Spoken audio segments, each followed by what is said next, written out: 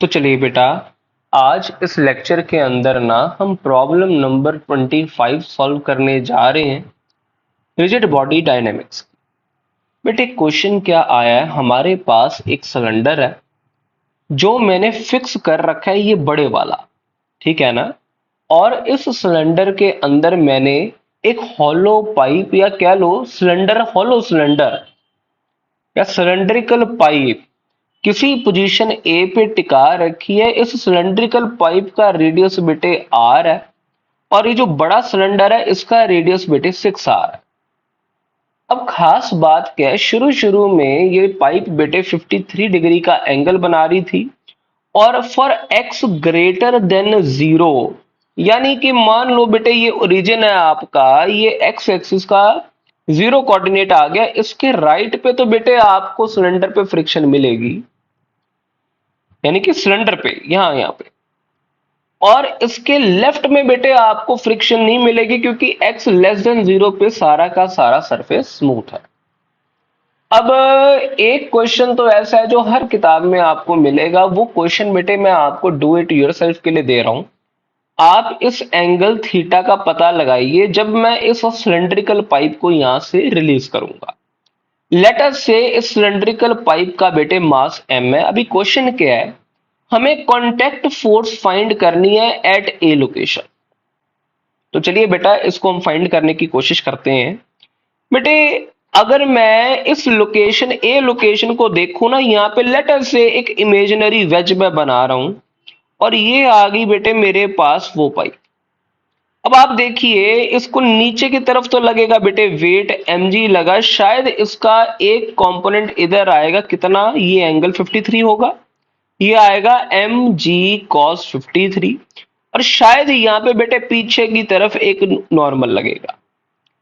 अब अगली चीज आप समझिए, इस mg का एक कंपोनेंट इधर भी आएगा mg sin 53। और अगर बेटे प्योर रोलिंग हो रही है, मैं मान के चल रहा हूं कि सारी बातें तू समझ रहा है, फ्रिक्शन की डायरेक्शन तू खुद समझना, मैं सीधा बनाऊंगा, फ्रिक्शन शायद मेरे हिसाब से इसको पीछे लगे। ये तू सोच क्यों ऐसा होगा। देख बेटे मैं फिर भी एक आइडिया दे देता हूं कि स्लिपिंग नहीं हो रही, mg sin 53 आगे लेके जाता और फ्रिक्शन शायद इसको एंटी क्लॉकवाइज घुमा के ना इस पॉइंट की वेलोसिटी पीछे देता, सच दैट इस पॉइंट की और इस पॉइंट की रफ्तार जीरो हो जाती। आई होप बेटे तेरे को ये बात समझ आई है।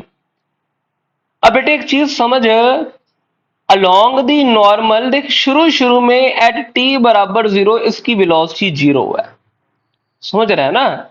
तो मैं क्या लिख सकता हूं, देख normal should be equals to mg cos 53 यानी कि 3mg/5।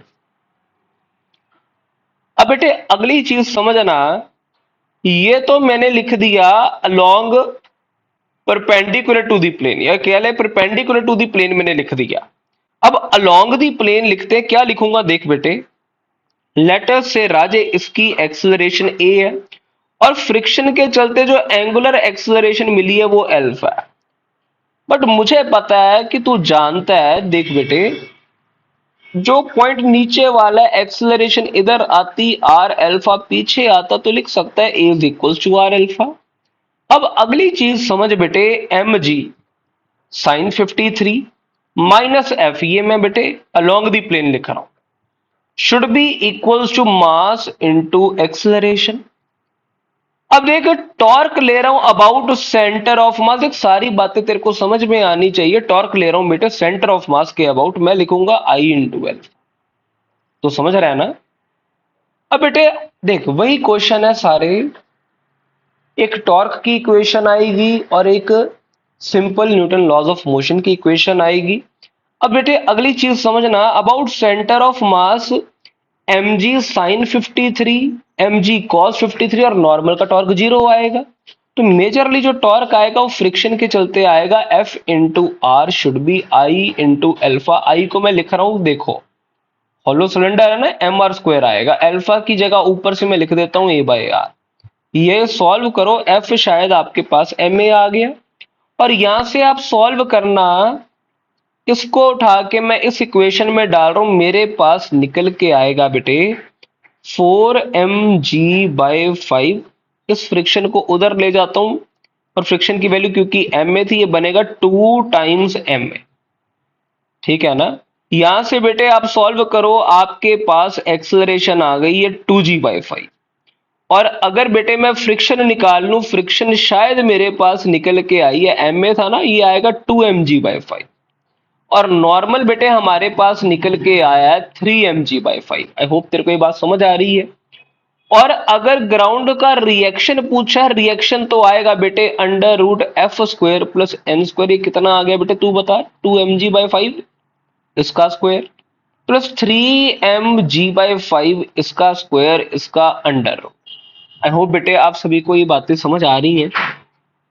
सॉल्व करना है इसको। देखो mg/5 तो मैं सीधा बाहर ही निकाल लेता हूं, कॉमन आ गया, 2 का स्क्वायर आएगा 4, 3 का स्क्वायर 9, ये बनेगा √13। तो आपका आंसर आ गया √13 mg/5। ये तो बेटे आया मेरे पास कॉन्टैक्ट फोर्स एट ए, ये चीज मैंने निकाल दी। अब अगली चीज निकालनी translational kinetic energy when height will become minimum.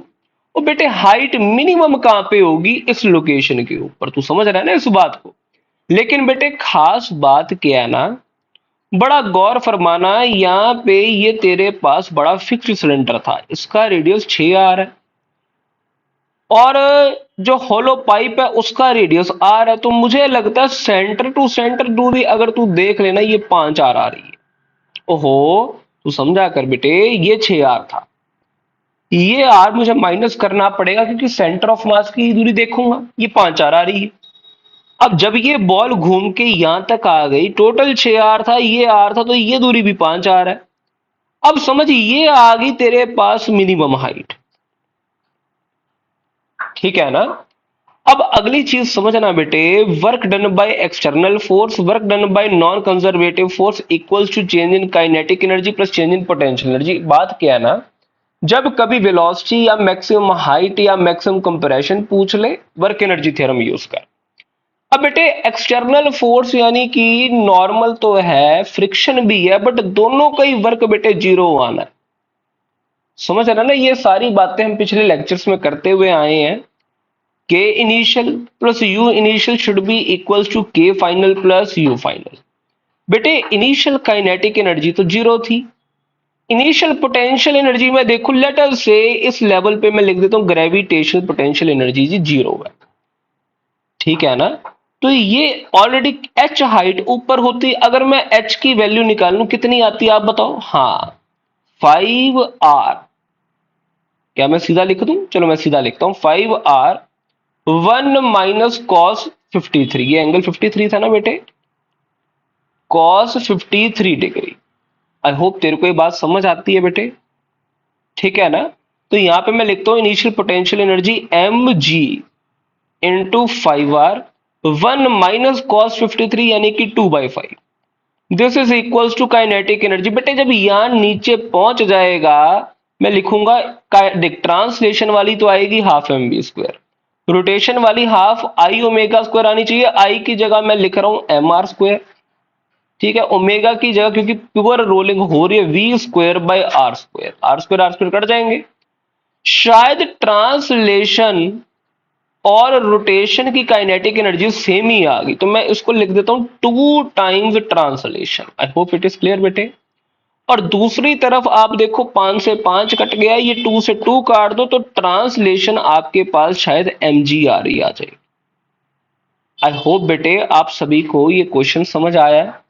अगर इसमें बेटे आपको कोई भी डाउट है तो प्लीज नीचे दी कमेंट सेक्शन में जरूर पूछिए।